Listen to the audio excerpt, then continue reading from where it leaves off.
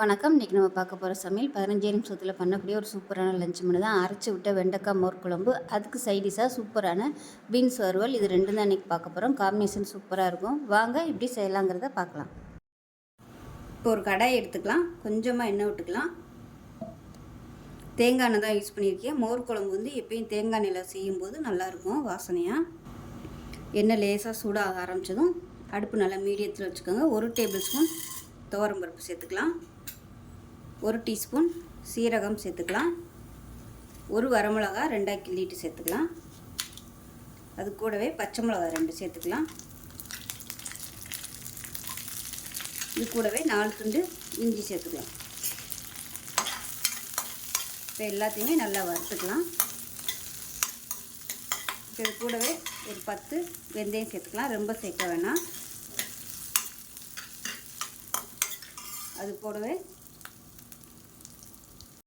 அது கூடவே 5 சின்ன வெங்காயம் சேர்த்துக்கலாம். இது எல்லாத்தையுமே நல்லா வறுத்துக்கலாம். கருக விட்டுறாமல் வாசனை வர அளவுக்கு வறுத்துக்கலாம். இப்போ இதில் ஒரு 1/4 கப் அளவுக்கு துருவின தேங்காய் சேர்த்துக்கலாம். சேர்த்துட்டு கேஸ் அமர்த்திடலாம். அந்த சூட்டிலே வதக்கி விட்டுக்கோங்க. இது நல்லா ஆறட்டும். ஆறுனதுக்கப்புறமா மிக்ஸி ஜாரில் சேர்த்து நல்லா நைஸாக அரைச்சிட்டு பார்க்கலாம். இப்போ அதே கடாயில் கொஞ்சமாக எண்ணெய் விட்டுக்கலாம். இப்போ இதில் 50 கிராம் அளவுக்கு வெண்டைக்காயை கட் பண்ணி வச்சுருக்கேன். இந்த வெண்டைக்காயை நல்லா வதக்கி எடுத்துக்கலாம்.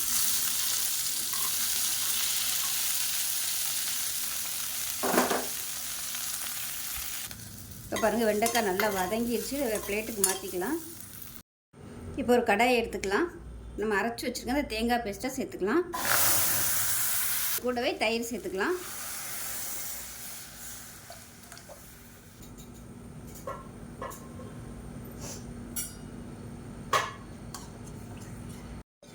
இப்போ இது எல்லாத்தையும் நல்லா கலந்துக்கலாம்.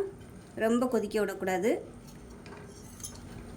லேசாக நுரக்கட்டி வரவும் அமர்த்திட்டு தாளிப்பு கொடுத்துக்கலாம்.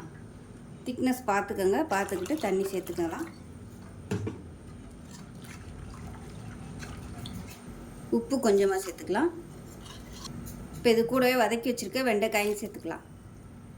இப்போ நல்லா நுர கூட்ட ஆரம்பிச்சிருச்சு. இப்போ கேஸ் அமர்த்திடலாம். அமர்த்திட்டு தேங்காய் எண்ணெயில் கடுகு, உளுந்து, சீரகம், வரமிளகா, கருவேப்பிலை, பெருங்காயம் போட்டிருக்கேன். இது தாளித்து அப்படியே இதில் போட்டுடலாம். அவ்வளோதான்.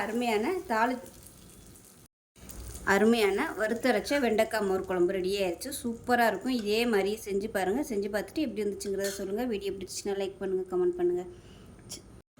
இப்போ ஒரு கடாய் எடுத்துக்கலாம். தேவையான அளவுக்கு எண்ணெய் சேர்த்துக்கலாம். பீன்ஸ் வந்து நல்லா ஃப்ரை பண்ண போகிறோம். அதனால் எண்ணெய் கொஞ்சம் கூடவே விட்டுக்கலாம். எண்ணெய் சூடானதும் 1 டீஸ்பூன் போல் கடுகு, 1 டீஸ்பூன் சீரகம், 1 டீஸ்பூன் உளுந்து. இப்போ அதில் கருவேப்பிலையில் சேர்த்துக்கலாம். ஒரு கைப்பிடி அளவுக்கு பொடியாக நறுக்கின வெங்காயம் சேர்த்துக்கலாம்.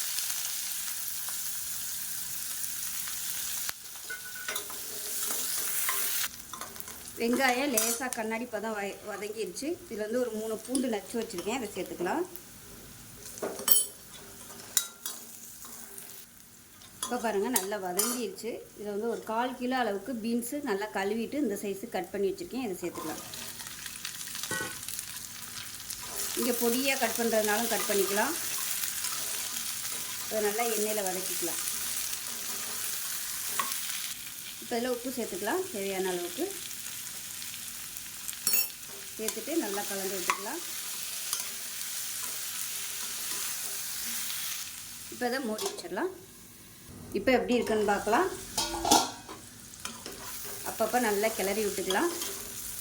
ஒரு அரை வேக்காடு நல்லா பீன்ஸ் எல்லாம் நம்ம வதங்கிடுச்சு. சுருங்க ஆரம்பிச்சிருச்சு பாருங்கள். இந்த ஸ்டேஜில் பொடியெல்லாம் சேர்த்துக்கலாம். அதில் 1 டேபிள் ஸ்பூன் அளவுக்கு தனியாத்தூள் சேர்த்துக்கலாம். காரம் எவ்வளோ தேவையோ அதுக்கு தகுந்த மாதிரி மிளகாத்தூள் சேர்த்துக்கலாம். நான் வந்து 1.5 டேபிள் ஸ்பூன் சேர்க்குறேன். இது கூடவே சோம்புத்தூள் கொஞ்சமாக சேர்த்துக்கலாம். இது எல்லாத்தையும் நல்லா எண்ணெயில் வதக்கி விட்டுக்கலாம்.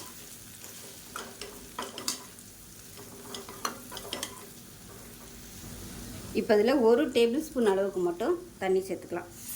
இந்த மசாலா வந்து கொஞ்சம் வேகிறதுக்காக ரொம்ப ஊற்றிட வேணாம்.